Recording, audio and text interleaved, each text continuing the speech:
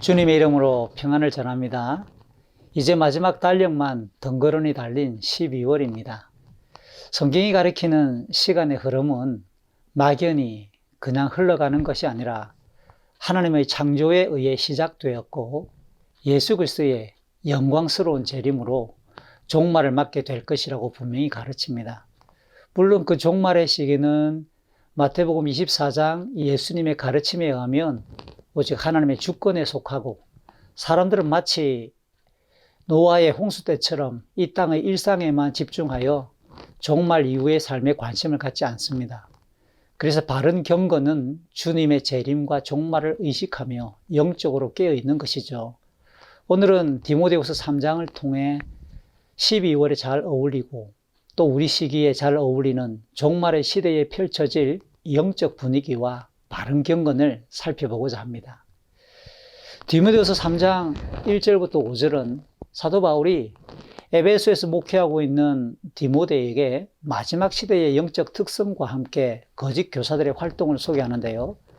여기 사용된 1절 종말이라고 하는 단어는 원래 구약의 선지자들이 장차 그리스도가 오심으로 심판과 구원이 이루어질 때를 가리켰던 말이었습니다.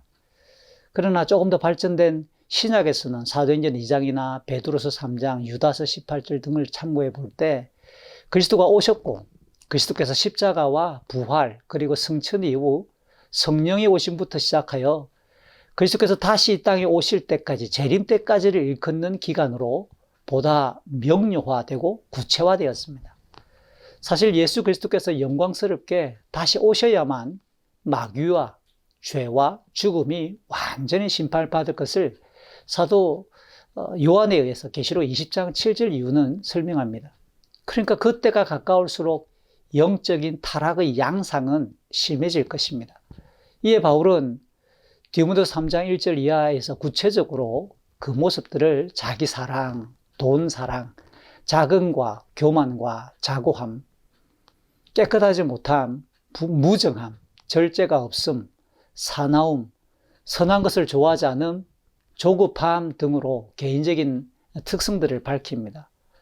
아울러 부모를 회방하거나 감사하지 않고 원통함을 풀지 않으며 이간질하고 배반하는 등 타인과의 관계에서도 불경건한 모습을 설명합니다. 무엇보다 하나님을 넘어 쾌락을 더욱 살아가는 것 등으로 나열하죠. 이러한 영적인 타락은 불신자들에게만 나타나는 것이 아니라 신자들에게도 적용됩니다. 경건의 모양은 있지만, 경건의 모양은 있으나 능력이 없는 껍데기 신앙이 많아질 것이라고 경고합니다. 그래서 잠재적으로 디모데와 성도들에게 모든 생각, 모든 말, 모든 행동 등 실제적인 삶에서부터 경건해야 될 것을 강조하죠. 이어서 디모데후서 3장 6절 이하 9절까지는 디모데 전서에서도 집중해서 교훈했었던 거짓 교사들의 사역을 또다시 거론합니다. 그러니까 마지막 시대가 되면 거짓 교사들의 출몰이 여전하고 활발하며 다양하게 펼쳐질 것을 전제합니다. 바울은 이 거짓 교사들이 은밀하게 잘못된 가르침을 전파하는데 초대교회 당시 여인들의 사회생활이 많이 제한되었기 때문에 교회 안에 어떤 여인들은 순회 복음 사역자들을 가정으로 초대해서 말씀을 배우는 열심히 있었을 것입니다. 그러나 그것이 지나쳐 거짓 교사들까지 가만히 비공개적으로 불러 교리적으로나 윤리적으로 타락하는 일이 종종 발생했을 것입니다. 그러므로 바울은 거짓 교사들을 출애굽의 이적을 시행하던 모세에 대항해서 그렇게 거짓된 술수를 꾸몄던 이집트의 술사들인 얀네와 얀브레, 사실 출애굽기 7장 11절에는 얀네와 얀브레라고 하는 이름이 없지만 유대인들의 전통인 랍비 문헌과 초대교회의 여러 다양한 문헌들에서는 출애굽기 7장 11절에 모세의 이적을 흉내내던 이집트의 술사들을 얀네와 얀브레로 지칭합니다. 그러니까 바울은 초대교회의 그 분위기와 랍비 문헌을 인용해서 얀네와 얀브레라고 하는 이 사람의 실명을 거론하면서 거짓 교사들이 마치 그들처럼 마음이 부패하였고 믿음을 버린 자들이며 경건의 성숙은커녕 어리석음이 곧 드러날 것이라고 밝힙니다. 디모데전서 5장 24, 25절에서도 강조했던 것처럼 이 땅 위에 죄와 거짓은 반드시 드러납니다. 하나님께서 명백히 심판받을 것이고 하나님께서 심판을 진행할 것이기 때문이죠. 그렇다면 바른 경건의 목회자들이나 성도들은 어떠해야 될까요? 디모데서 3장 10절에서 사도 바울은 접속사를 강조합니다. 그러므로 하지만 너는 디모데에게서 그의 주의를 환기시키며 디모데서 3장 10절 이하 17절까지에서는 거짓 교사들과 달리 소명에 따라 바른 교훈을 전하는 삶을 강조합니다. 우선 디모데는 바울에게서 바른 교훈을 들었고 바울이 복음 사역을 진행하던 행실과 바울의 복음 사역의 목적과 바울이 가졌던 믿음, 바울이 오래 참았던 일과 사랑과 견딤의 수고를 진행했던 것을 모두 지켜보았을 것입니다. 또한 바울이 디모데의 고향 지역에서 겪었던 극심한 고통들, 그것은 사도행전 13장 그리고 14장까지 이어지는 내용들인데요. 직접 디모데가 그 현장에 있었거나 어쩌면 들어서 바울의 극심한 그 고통을 잘 알고 있었을 것입니다. 죽음에 이를 만한 환난에서 우리 주님께서 살려주신 그 은혜까지도 디모데는 충분히 확인했을 것입니다. 이에 바울은 경건하고 사고자 하면 고통이 뒤따른다고 덧붙입니다.